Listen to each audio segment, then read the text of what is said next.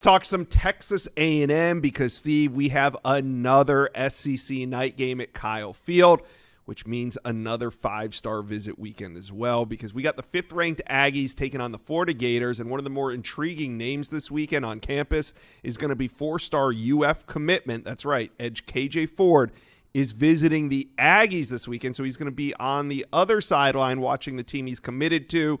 Where does this recruitment stand right now? Well, he was at Texas A&M a couple weekends ago for the Aggies' victory over Auburn as well. I think if we're talking flip talk in the very early infancy stages, now Texas A&M was one of his favorite programs early in the process, but Florida and Alabama emerged in the spring into the summer, and he ultimately picked the Gators over the Crimson Tide. Now, Coach Tony Girardi at Texas A&M has kept the relationship alive with Ford's father in that camp, but we have not seen Texas A&M hit the gas again here with Mike Elko and company. We'll see if they turn it up this weekend. As of right now, I just view it as him coming to see Florida play. He's getting some contingency options in place here. If things don't go right at Florida, the Gators are coming off a big win last weekend against Texas, but they got to keep it rolling to keep this coaching staff in place. If not, maybe Texas A&M rises back up here, but I think that's up to the Aggies. We'll see where the coaching staff stands as the season continues. More developments could come with KJ Ford after this game. We'll be talking about it next week. Now, there's some impressive 2027s on campus. Number one corner John Meredith is going to be there. So is five-star edge DJ Jacobs. Just an absolute loaded list. Who is A&M in good shape with that'll be on campus this weekend, Steve? Yeah, when you look at the Rivals industry top 50 recruits, I feel like nearly all of them have visited Texas A&M over the course of the season this year. Five-star cornerback John Meredith is expected back this weekend, and I think Texas A&M is setting the tone early in that process. He's coming off a great trip to Alabama, has some other schools he's high on, was also at Penn State for the whiteout. But right now, I like where Texas A&M stands for John Meredith. David DJ Jacobs is the top pass rusher on the board. He is really flying up the charts for college programs behind the scenes. Georgia, where he's a legacy recruit, in Miami, where he's already visited multiple times, including twice this season. I would put them in the best shape, but the Aggies looking to make a move this weekend. They've been recruiting him for a while.